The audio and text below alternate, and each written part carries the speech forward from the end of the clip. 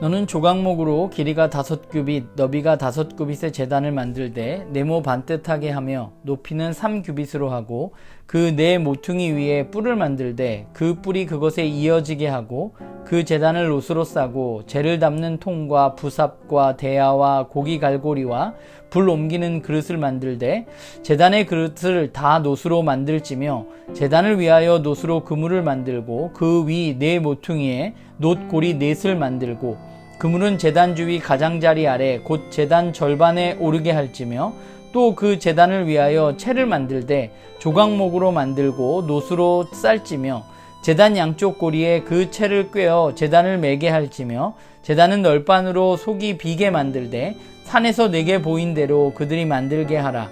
너는 성막의 뜰을 만들지니 남쪽을 향하여 뜰 남쪽에 너비가 100규빗의 세마포 휘장을 쳐서 그 한쪽을 당하게 할지니 그 기둥이 20이며 그 받침 20은 놋으로 하고 그 기둥의 갈고리와 가름되는 은으로 할지며 그 북쪽에도 너비가 100규빗의 포장을 치되 그 기둥이 20이며 그 기둥의 받침 20은 놋으로 하고 그 기둥의 갈고리와 가름대는 은으로 할지며 뜰의 옆 곧 서쪽에 너비 50규빗의 포장을 치되 그 기둥이 열이요 받침이 열이며 동쪽을 향하여 뜰 동쪽에 너비도 50규빗이 될지며 문 이쪽을 위하여 포장이 15규빗이며 그 기둥이 셋이요 받침이 셋이요 문 저쪽을 위하여도 포장이 15규빗이며 그 기둥이 셋이요 받침이 셋이며 뜰문을 위하여는 청색, 자색, 홍색 실과 가늘게 꼰 배실로 수노와 짠 20규빗의 휘장이 있게 할지니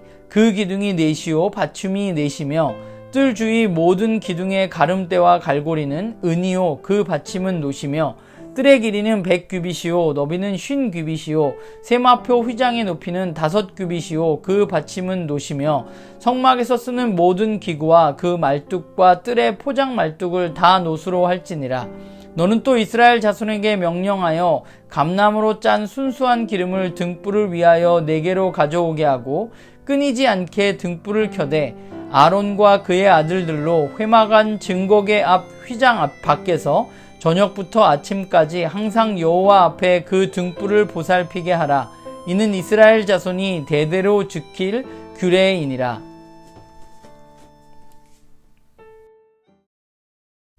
네, 오늘 말씀은 출애굽기 27장 1절부터 21절까지의 말씀입니다. 네, 저는 오늘 문단을 3개로 나눠봤는데요. 먼저 1절부터 8절은 제단에 대해서, 그리고 9절부터 19절은 성막의 뜰에 대해서, 그리고 20절부터 21절은 등불의 관리에 대해서 이야기하고 있는 것 같아요.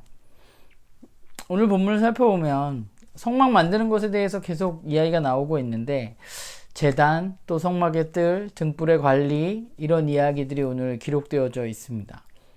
사실 이 성막이라는 것이 그 각각의 특징을 살피고 그 의미를 우리가 찾고 하는 것이 우리가 그냥 성경을 읽으면서 그것을 찾기가 그렇게 쉽지 않음을 다시 한번 느끼게 되는 것 같아요. 그런데 그럼에도 불구하고 성막과 우리의 예배에 대해서 좀 생각해 보는 시간을 저는 가졌던 것 같습니다. 제단이라는 것은 제물을 태워서 올려놓는 것이잖아요.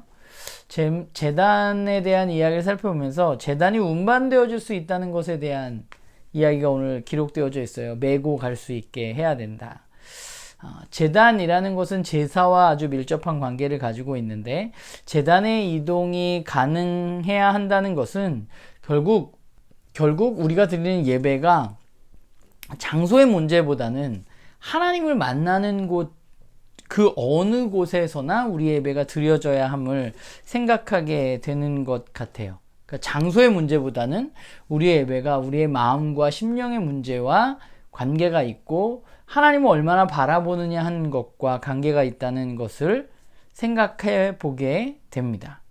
그리고 성막의 뜰의 경우는 좀 성막의 뜰을 생각하면서 그런 생각을 했는데 성막만 지으면 되는데 왜 특별히 뜰을 두었을까? 뜰이라는 것은 결국 이 성막, 하나님을 만나는 하나님의 임재가 있는 이곳이 밖과 분리되어지는 그런 역할을 하는 것이 성막의 뜰인데요. 하나님은 하나님 임재가 있는 그곳을 다른 곳과는 분리되어져서 울타리를 치도록 말씀하고 계십니다. 오늘 성막의 뜰을 보면서 우리가 하나님 앞으로 나아가서 하나님 예배할 때 우리가 얼마나 준비되어져 있는가에 대한 생각을 하게 돼요. 우리가 얼마나 또 구별되어진 상태에서 하나님을 온전히 예배하고 있느냐 하는 생각을 좀 하게 됩니다. 때때로 우리 예배가 준비되어지지 않은 상태에서 성막의 뜰을 거치지 않고 막 바로 하나님의 임재를 그렇게 나아가려고 하는 그런 습성을 우리가 너무 빠른 시대에 너무 쉽게 우리가 예배를 생각하고 있는 것은 아닌가라는 생각을 조금 하게 되고, 우리에게는 하나님을 만나기 위해서는 충분한 준비가 조금 필요하겠다라는 생각을 하게 돼요. 그리고 마지막으로 이야기 나오는 등잔에 대한 이야기를 살펴보면, 그 등잔은 그 불을 피우기 위해서는 어떤 기름에 대해서 말하고 있느냐면 감나무로 짠 순수한 기름이라고 말하고 있습니다. 순수한 기름이 뭔지는 모르겠지만 어쨌건 이스라엘 자손들의 정성이 들어간 그런 기름으로 이 등불이 밝혀져야 하는 것이죠. 그리고 더불어서 아론과 그의 아들들, 즉 대제사장은 이 등불을 꺼트려서는 안 되는 사명을 가지고 있는 것입니다. 이걸 보면서 이스라엘의 어떤 노동과 수고로 만들어진 그 기름과 또한 그 기름을 꺼트리지 않고 계속해서 피우는 제사장들의 헌신이 이 예배를 가능하게 한다는 생각을 하게 됐어요.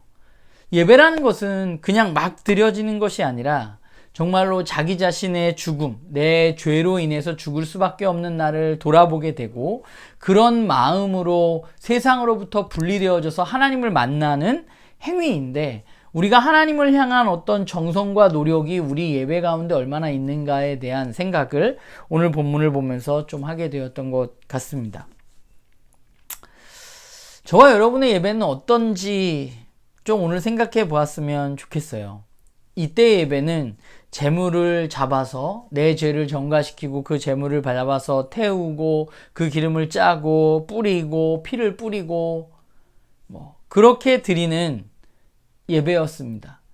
그렇기 때문에 그 예배는 두려움이었을 수도 있겠다는 생각을 하게 되는 것 같아요. 우리가 예수 그리스도를 통해서 우리에게 이 예배에 대한 길이 열려져 있는데, 그런데 우리가 그것을 너무 감사하게 여기기보다는 오히려 우리는 그것을 너무 쉽게 이용하고 있는 것은 아닌가라는 생각을 조금 해보게 됩니다. 그분을 향한 아무런 준비도 없이 그냥 헐레벌떡 예배당에 와서 주님께 드리는 예배가 아닌가.